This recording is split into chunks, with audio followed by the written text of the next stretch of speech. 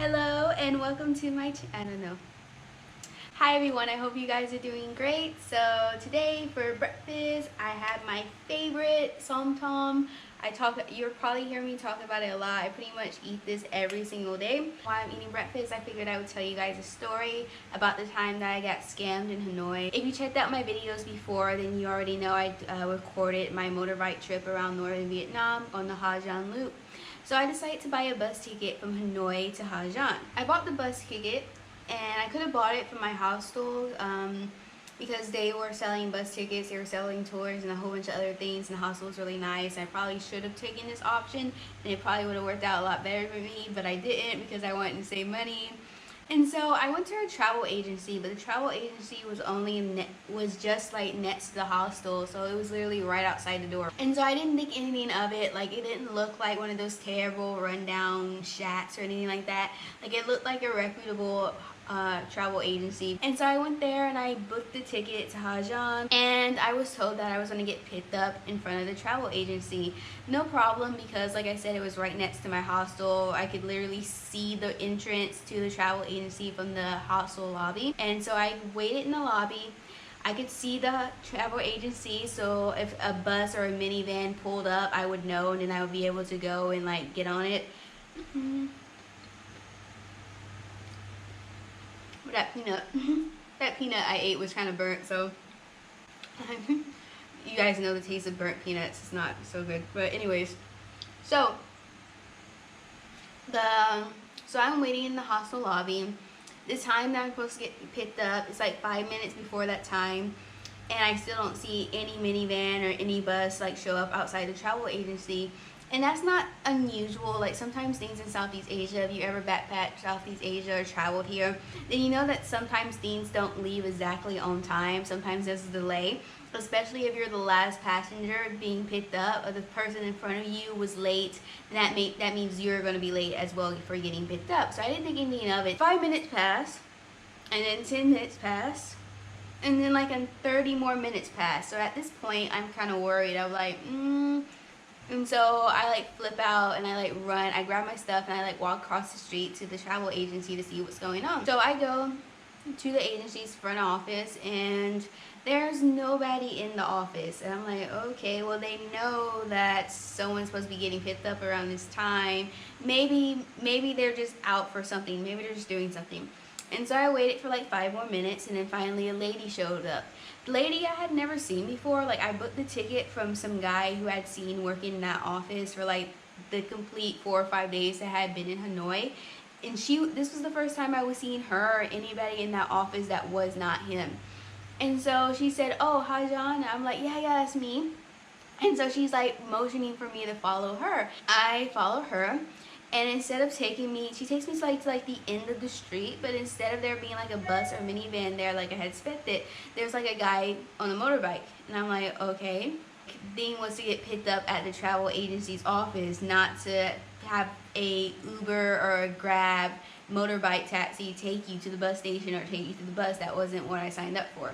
I'm feeling uneasy at this point. I'm like, this is really, really weird. Like, what's going on? And he drives to like the end of the street and tells me to get off and to wait here. So I'm only on the back of his motorbike for like 4 or 5 minutes at this point, so not a long time. And he tells me to like wait here with him. So like me and him, he's on the motorbike, I'm standing next to the motorbike, he's parked on the side of the road.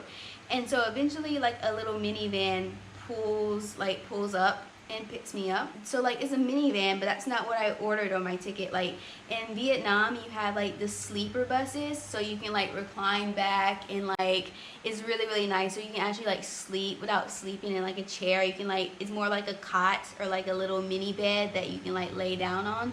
And so like, when I booked the ticket the day before, I was like, is this a sleeper bus? Because I was really excited to try a sleeper bus because they don't have them in Thailand.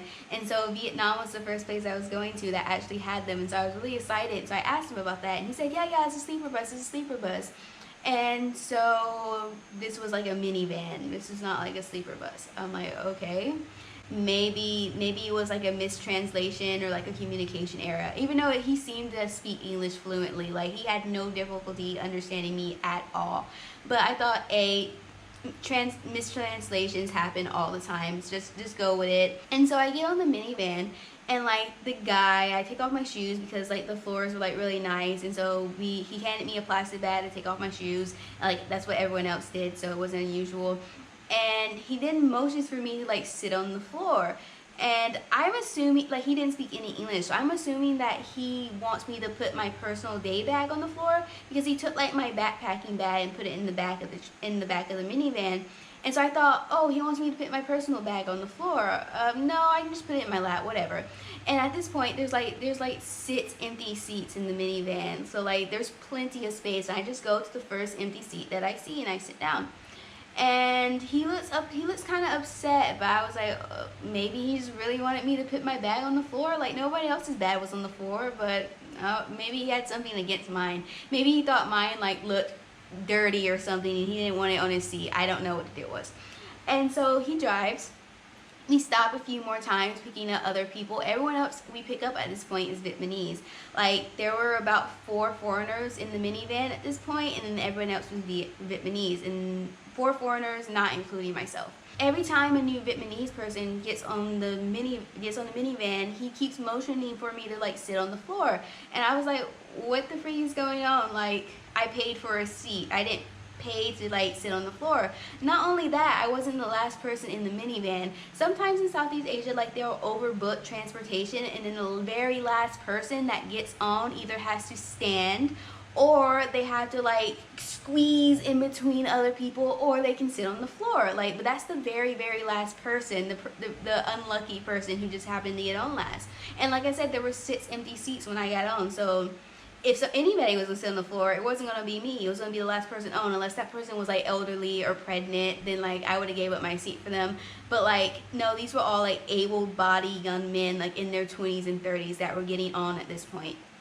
And so I kept thinking that was weird.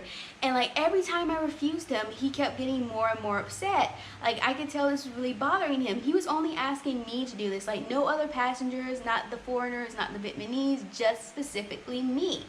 And so he drives some more, and he pulls over to the side of the road. The minivan is full at this point, so we're not picking anybody else up, so why is he stopping? He opens the door, and then he like does like this to me, kind of like motion me to like get out the minivan. And I'm like, no, this isn't Ha Giang. Like I didn't pay to come here. I didn't pay to come to the side of the road in Hanoi somewhere. No. So I'm like, no. And so he tries for like a couple of seconds, and then he drives. And then after like 40 minutes, he stops again, motions again, drives. 40 minutes or 30 minutes pass. He does the same exact thing. Every time he sees like another minivan that he like pulls up next to, he tries to like motion me off. A few times he like called over other minivan drivers to like come and like look at me, or for some reason, I don't know what the freak is going on. And so like at this point, I'm getting worried. Like we're driving, stopping, driving, stopping, driving, stopping, driving, stopping. And so like really uneasy. Like I'm by myself. I was traveling Vietnam alone. And if he would like, the more he stopped, the more upset he got. So like if he would have like forcibly like pulled me out of the minivan and like threw me on the side of the road somewhere, like what am I gonna do? And so like I'm like panicking right now. I'm like oh no, what do I do? And like no one on the minivan is like saying anything to him. They're all like watching this go down, and no one's saying a thing. So like finally, there's like a Vietnamese guy who's sitting in the front of the minivan. He's a passenger, but like sometimes when they fill up the vat, they let passengers sit in the front with the driver. He speaks some English, like he's a university student. Like I start talking to him, trying to get him to help me, and I like pulled up my phone. I got a SIM card earlier that day. I got the SIM card from the same travel agency that all this is happening from, and like they scammed me on that one too, so I'm like highly upset. I got scammed twice by the same travel agency. But anyways, my SIM card is working at this point. It doesn't later in the trip. And so I'm on Google Translate, translating back and forth Vietnamese, English, trying to talk to him in English, and then using Google Translate for the things that he doesn't understand. And so like we're going back and forth. I'm trying to get the guy who's in university to help me. He's also there with his friends, but I'm talking to him directly. And he's translating with the driver, and according to the driver and him, like from what I could get from the really rough Google Translates, like Google Translation doesn't work all the time, especially with languages that are very different from English. The more different two languages are, the harder it is to use Google Translate to get an accurate representation of what actually they're trying to say, what the meaning is. But according to the translation, it sounded a lot like the travel agency didn't pay for like a full ticket. Like they only gave some of the money so that I could like ride along or something like that, but they didn't actually buy me a seat, even though I paid for a full seat, and the price that I paid was a fair price for the seat. And so like I'm talking to him, I'm like, no, I paid. And so the Vietnamese college student, like, he looks at me and he's like, how much did you pay? And so I told him the number, and like he didn't say anything, but like I saw the look on his face. The look on his face was like surprise. Like I probably way overpaid for this. Even though the price that I paid, I looked on Google and like a lot of the travel blogs said that was the price that they had paid, but apparently me and the travel bloggers were all getting scammed at this point, because the look on his face said that that was not the fair price for this trip.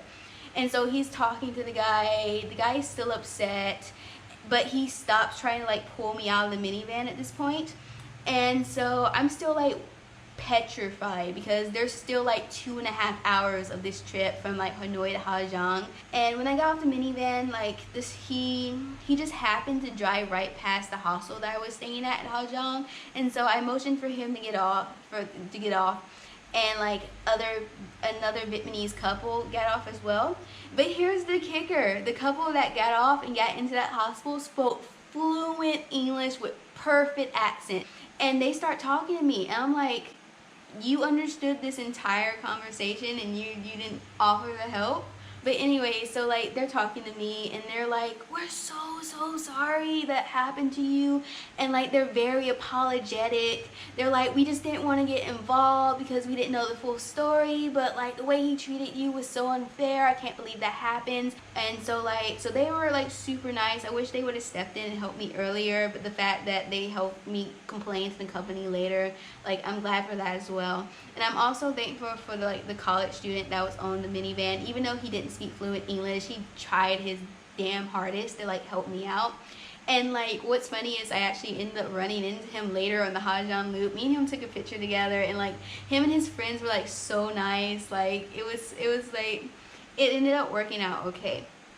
I ended up going back to Hanoi after like, when did I go back to Hanoi? I went to Hanoi for a day before going to Ninh Binh after Ha Giang loop.